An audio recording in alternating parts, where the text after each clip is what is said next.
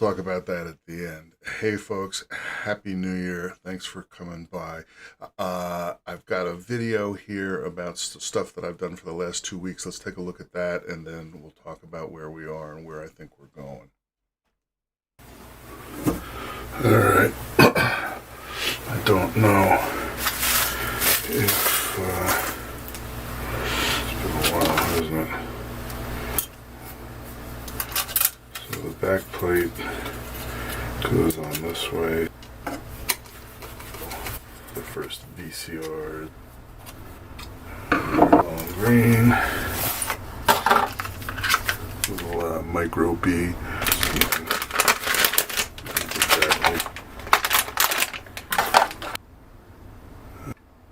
Actually got this lined up. Phillips heads. One I was supposed to.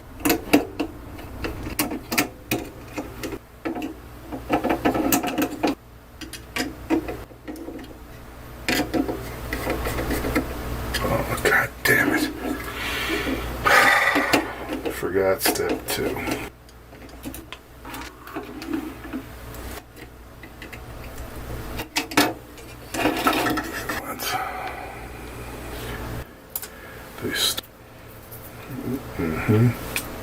Voila.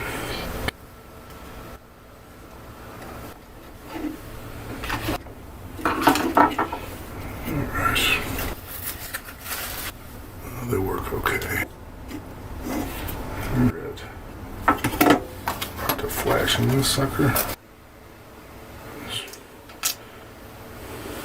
Slot. Alright, so now I'm gonna back out of this. High quality, immediately shipped. Quite similar. What? Well, this is a drag. So it seems to be the BeagleBone Green seems to be insisting on booting from the internal drive. What override button once upon a time we were supposed to have to push to get that to change. Oy.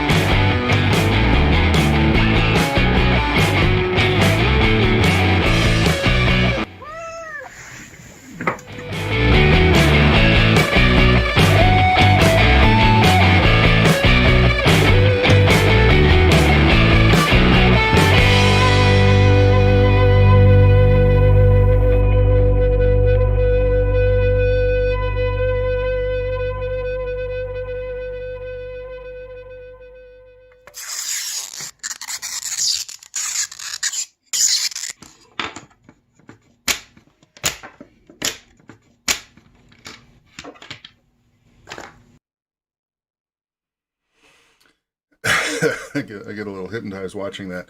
So, all right.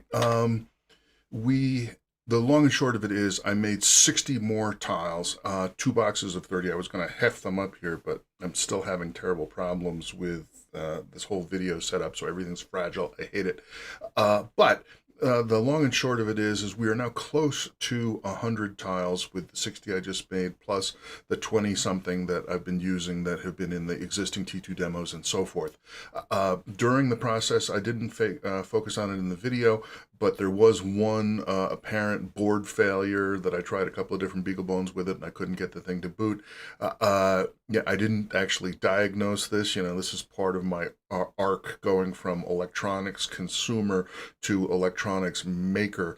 That once there's actually sort of a pipeline, a process, some things aren't going to work, and maybe you fix them, and maybe you just sort of put it aside and up your selling price enough to compensate for it.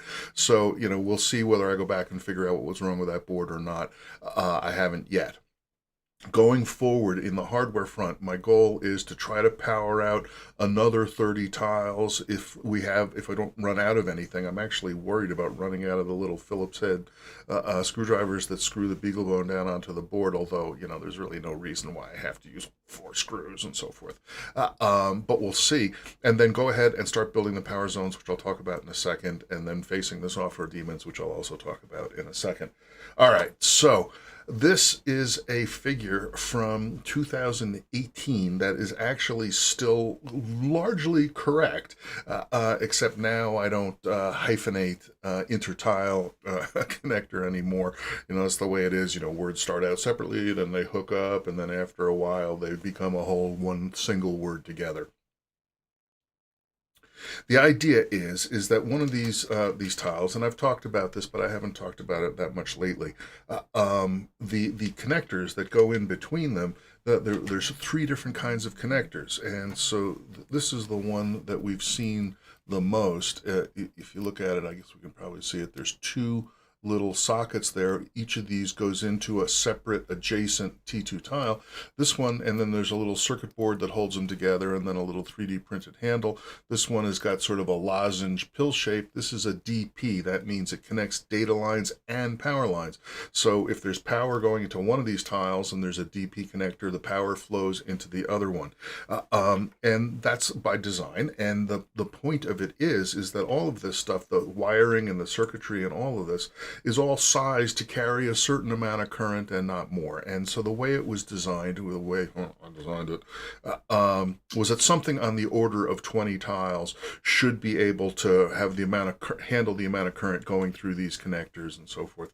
So this is the original design for a power zone. It's 19 tiles, 1 tile surrounded by 6, surrounded by 12, for a total of 19. And I shifted to a more rectangular shape, a 5x4 shape, but I'm tempted to actually go back to this because I just like it better. It seems more organic to me. But the important point of it is that is all there in the middle there. Where is it? Can we see it? Right there. Is once the third, well, there's 3 types. So we saw the data and power one. This is the data only. It's got, you see the same thing. It's got the 2 connectors, the circuit board, but the circuit board's a different circuit board, and it has this different sort of flared handle to distinguish it from the DPs. And those are data only connectors that go all around the end of a power zone. So the idea is you take a power injector, the rarest kind of ITC connector, that's effectively a DP, data and power, but it also has this pigtail that you can plug into a wall wart. And the way the whole thing is designed, it uses 12-volt wall wart power supplies with a connector that matches the one that's used for a lot of LED strip lighting. So it's very cheap, and they're all over the place. So the idea is you take a 19 tiles, you connect them together by data and power connectors, you surround them with data only connectors, and you plug in a single power injector, and that's a power zone. Now, actually, with more experience, I would actually rather have 2 power injectors per power zone, so that if you need to remove a tile that happens to be connected to a power injector, you could remove one power injector and still have redundant power going in somewhere else. I don't think I have enough circuit boards and headers and so forth manufactured to actually do 2 power injectors per power zone, but we'll see how it goes. The point is that the original size of the build, the plan build, there it is down there, 133 tiles. That's 19 tiles times 7 arranged in this kind of flower. And this is what I would like to shoot for. Can we get to 133 trials before running out of something? I'm not sure, but we'll find out. But if we can manage to make 7 power zones and arrange them as 1 power zone with 6 power zones surrounding it, I'm calling that success on the hardware front. We'll see. I don't know. Okay, but that's the plan going forward. On software, in some sense, the story of last year was me trying to figure out how to make the engine processing, the event processing on the T2 tiles more robust, and failing and failing and failing. And I thought about it quite a bit over while I was making tiles. And my feeling is, and this is not a new thought, but it just really came home solid, was that,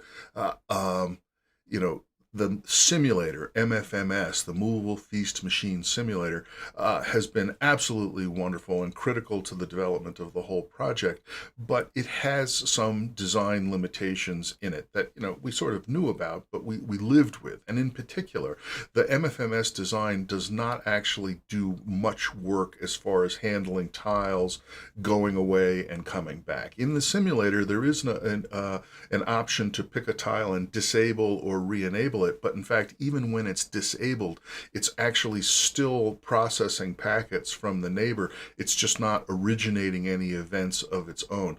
So that's a certain kind of, something that the software might need to deal with, but it's not the same as the neighboring power simply powering down, neighboring tile powering down or rebooting. And so MFMS, which informed the design of MFM-T2, the engine that runs on the tiles, really has nothing much to say about how to deal with much more radical things like the neighbors rebooting or powering off. And my feeling now is that, I got a little bit, it's so easy to get hooked on determinism, the first hit's free. And even with the asynchronous behavior of the MFMS simulator, the fact that tiles essentially were set up when you power up the simulator, when you run the program, and you can disable and enable, but they're always there. That creates a possibility that once a tile has managed to get a lock, it's pretty sure that that's going to succeed and its event's going to succeed and its neighbors are going to reply. And that's what we have to do without. So my plan is to start from a clean screen, start a new branch for the thing, and redesign. Start over. Eventually, sure, I'll be able to pull in little low-level bits of code from the existing branch, but I want to do that really gingerly to avoid sort of the slippery slope back to where we were. In particular, I want to focus on, each tile is going to say, well, hey, I'm going to try to coordinate with the neighbors, but I don't need the neighbors. The neighbors can go at any time, and I will have a clearly designed definition of what to do. I will finish any events that I am in charge of. I will go ahead and commit them. I will mark the neighbors as being that space as being non-existent, which will now be visible to the upper level Ulam and Splat programmers, and just take it all from the sort of tile-centric, no matter what happens, the tile's toes are still tapping in this self-stabilization style. And I'm even thinking, this might not work out, but I'm even thinking there's a possibility to use the whole generalized distributed ring oscillator stuff that was embodied by the ringo.ulam code last time, a couple times ago. There might be a way to do an analogous bit of that at the intertile level as far as coordinating events. I don't know about that. We'll see. But that's the plan. I am had it with trying to force myself to do little patches here, little patches there, and to pretend that that's going to lead to anything that's going to be at all robust. I no longer believe that. This is the plan. We'll see how it goes. All right. So that's the main thing. Oh yeah. So the little logo at the beginning. I thought it would be worthwhile to try to come up with a new little tighter bumper intro logo to put at the front of these T2sday updates. And I thought, hey, why not do the computing team creed? It appears we can't really see it because it's covered with the back plate, but it appears on the back of each T2 tile. First, be robust, then as correct as possible and as efficient as necessary. The T2 tile project, like that. So I made up a completely terrible one about 2 hours ago as a placeholder.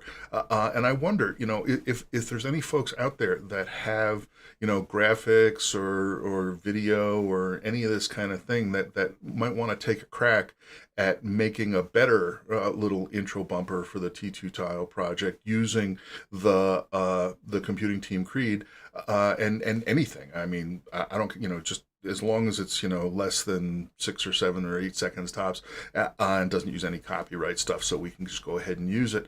I would love to feature stuff if anybody actually wants to take a crack at that. For my own goals, the short science fiction short stories, Search Quiet Wake, I had a couple of readers now, a couple of select folks have read it, and I've gotten some select feedback from them. And in fact, I did another pass over it and changed it a fair bit.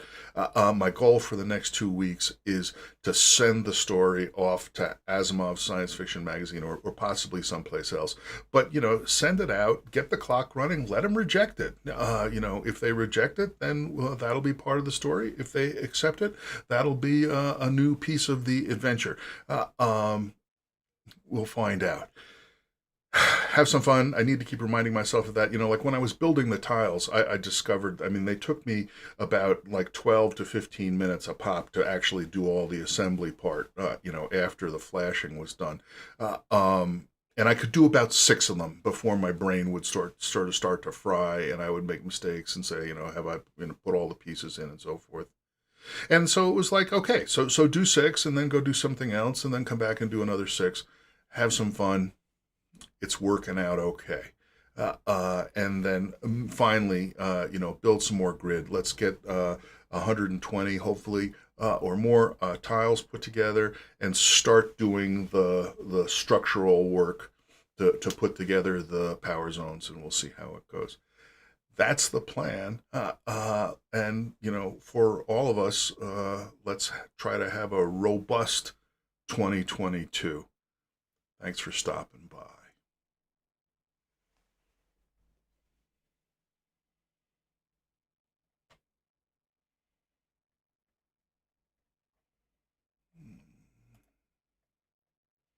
So we can start this again. Why not? All right.